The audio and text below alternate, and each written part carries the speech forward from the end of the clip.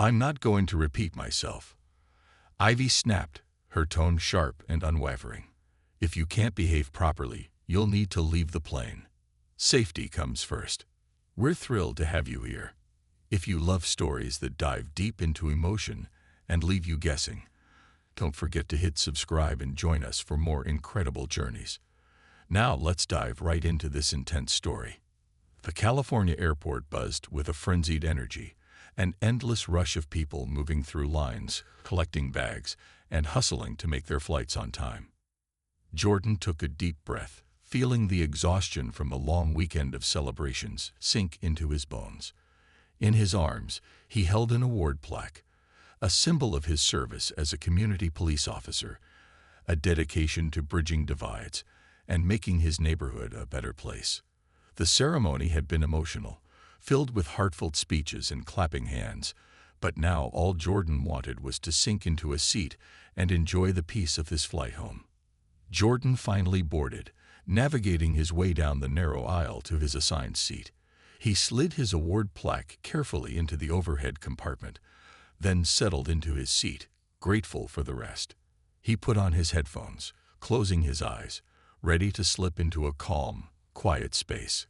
His thoughts drifted back to his friends and family at the ceremony, their smiles, the pride in their voices as they congratulated him.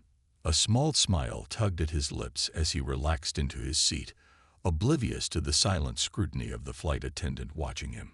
Ivy, a tall, neatly dressed flight attendant in her late 20s, scanned the cabin with a look of exasperation. It had been a long, stressful day full of delays and impatient passengers. Every small disturbance grated on her nerves, and she found herself eyeing passengers with an edge of suspicion. When she spotted Jordan, Ivy's brow furrowed slightly.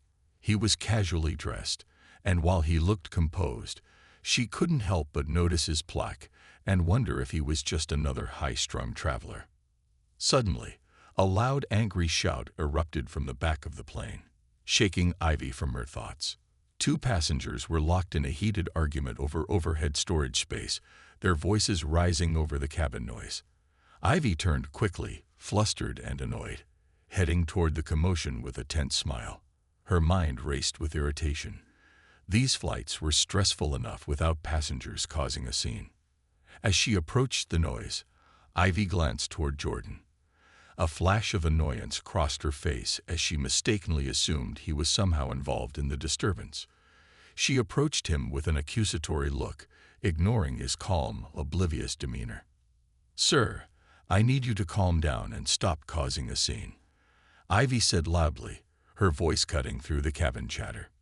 Jordan blinked in surprise, pulling off his headphones, confusion evident on his face. He hadn't moved since sitting down, completely uninvolved in the chaos a few rows back. "I'm sorry," Jordan asked, his voice calm and polite. "I'm not sure what you mean. I'm not going to repeat myself." Ivy snapped, her tone sharp and unwavering. "If you can't behave properly, you'll need to leave the plane. Safety comes first." Passengers around them looked on, some whispering, others reaching for their phones to start recording. Jordan felt the weight of every pair of eyes on him. His face grew warm with embarrassment as he tried to explain himself. "Ma'am, I wasn't part of any disturbance. I was just sitting here." "Maybe there's been a mistake." "No mistake, sir," Ivy interrupted, raising her voice even more. "I've had enough of this behavior, and I won't tolerate disruptions on this flight. I'm asking you to leave." Ivy called for security, who, seeing her insistence, approached Jordan with firm, impassive expressions. Jordan, humiliated, held up his hands, unwilling to cause a further scene. He knew arguing would only make things worse, and despite his frustration, he respected authority too much to resist. "Fine," he said softly, the pain of the situation evident in his voice. As he stood, his eyes flicked to the overhead compartment, where his plaque remained forgotten in the confusion. He turned to Ivy, his expression a mix of disappointment and resignation. "Just for the record, you have the wrong person." But Ivy dismissed him with a tight-lipped smile, standing firm as he exited the plane. convinced she had kept things under control. As Jordan walked down the aisle, passengers leaned toward each other, whispering, some giving him sympathetic looks, others shaking their heads. A few passengers raised their phones, capturing the entire incident as Ivy stood proudly, her hands on her hips, thinking she had done the right thing. Yet, as Jordan disappeared down the jetway, a few murmurs grew louder. "He didn't do anything," one woman whispered. "I saw him. He was just sitting there." Another man shook his head in disapproval, muttering, "This was wrong. They shouldn't have kicked him off."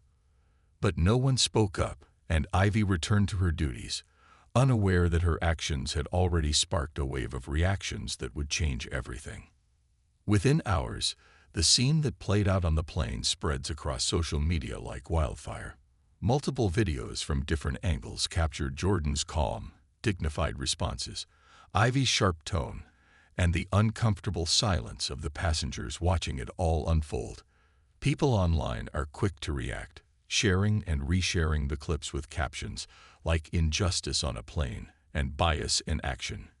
Comments flood in, with viewers expressing shock at Ivy's treatment of Jordan.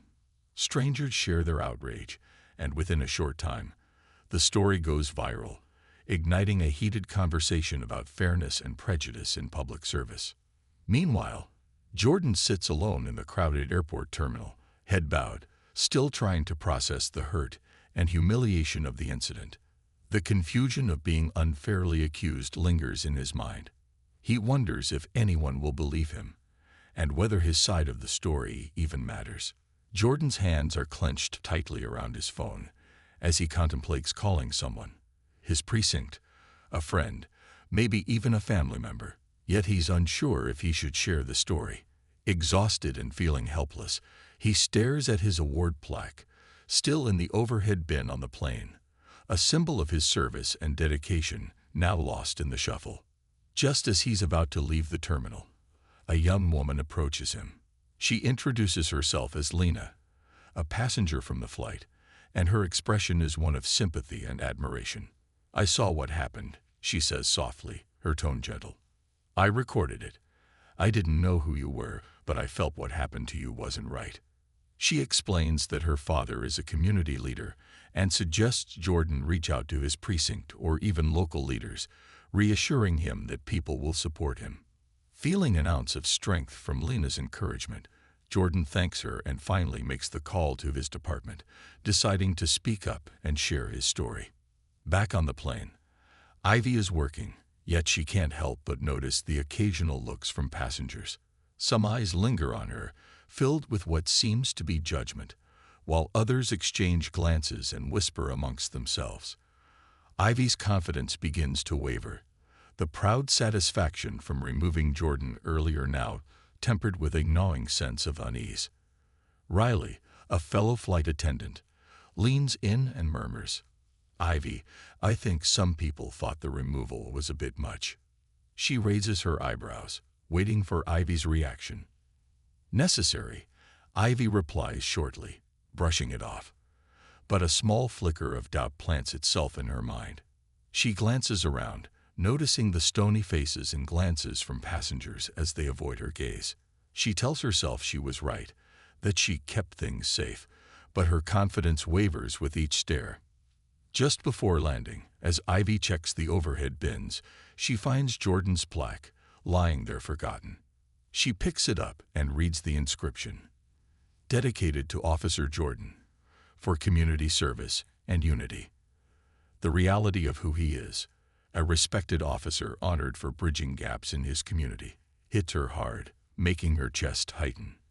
A pang of regret washes over her, yet she pushes it aside, thinking, it's too late now. As the passengers to board, Ivy heads down the jetway, eager to put the day behind her. But waiting at the gate are two airline officials with grim expressions, informing her that the incident with Jordan has sparked a social media firestorm. They tell her videos of the incident have gone viral, and Ivy's actions are now under formal investigation. "We'll have to place you on suspension pending a full review," one of the officials says, his tone neutral yet serious. For the first time, Ivy feels a surge of panic. Her mind races as she processes the reality of her situation. This wasn't just a minor incident. She realizes, perhaps too late, that her hasty decision and assumptions may have cost her not only her reputation, but possibly her career. As the viral videos spread, the public soon realizes that Jordan is no ordinary passenger. He's a respected officer with a reputation for fostering unity within his community. News anchors share clips of Jordan speaking at community events, organizing charity drives, and bridging gaps between diverse groups. He's known as Officer Jordan, a trusted figure who has dedicated himself to creating a safer, more connected society. Soon, his face and his story dominate headlines, gaining national attention. Jordan's friends, colleagues, and community members rally in support. Local leaders post about his character, emphasizing his selflessness and the profound impact he's had on their lives. Activists, celebrities, and public figures weigh in, calling Ivy's actions an alarming display of bias that cannot go unchecked. They highlight Jordan's contributions and stress how wrong it was for someone like him to be publicly humiliated and removed without cause. Social media platforms are flooded with hashtags like #JusticeForJordan and #NBS as people discuss the need for change in the service industry. Meanwhile, Ivy feels her world beginning to collapse. As public pressure mounts, she decides to post a shaky apology video, hoping to quiet the backlash. In the video, Ivy insists that she wasn't targeting Jordan unfairly, claiming that she was simply trying to maintain order and keep the flight peaceful. But her tone comes off as defensive and insincere, and viewers quickly see through it. They flood the comments with criticism, accusing her of trying to save face rather than showing genuine remorse. Some even call out her lack of accountability, saying her words reveal a deeper bias she's refusing to confront. The backlash is swift and harsh. Ivy's apology video spreads across social media, but not in the way she hoped. Former colleagues distance themselves, and friends start giving her the cold shoulder, hesitant to be associated with her actions. As Ivy scrambles to defend herself, each new explanation only seems to backfire, fueling further criticism. Feeling trapped, she tries to withdraw from public view, but her name continues to trend as an example of unchecked bias. Meanwhile, the tide of support for Jordan swells. Initially reluctant to speak out, Jordan is eventually encouraged by his precinct and community allies to share his experience publicly. At a press conference attended by supporters holding signs that read, "Respect all, judge none, and justice for Jordan," he stands tall, visibly moved by the outpouring of solidarity. In his statement, Jordan speaks from the heart about the pain and frustration he felt, highlighting how damaging assumptions and biases can be, especially when people are quick to judge. His words resonate deeply with viewers. People all over the country watch as he calmly emphasizes the importance of dignity and respect for everyone, regardless of appearance. Donations flood into charities he supports as people express admiration for his resilience and strength. Jordan's story quickly becomes a rallying cry, sparking a national conversation about fairness and equality. Inspired by his message, countless others share their own stories of bias and mistreatment, amplifying the movement. Under intense public scrutiny, the airline is compelled to take action. They release an official apology to Jordan, acknowledging the harm caused by the incident and announcing Ivy's immediate suspension. The airline pledges to implement a rigorous bias training program for all staff, vowing to promote unbiased customer service. They promise the public that they will take steps to prevent similar incidents, outlining plans for accountability and increased awareness. The airline's response is met with praise from the public, who see this as a positive step toward change and justice.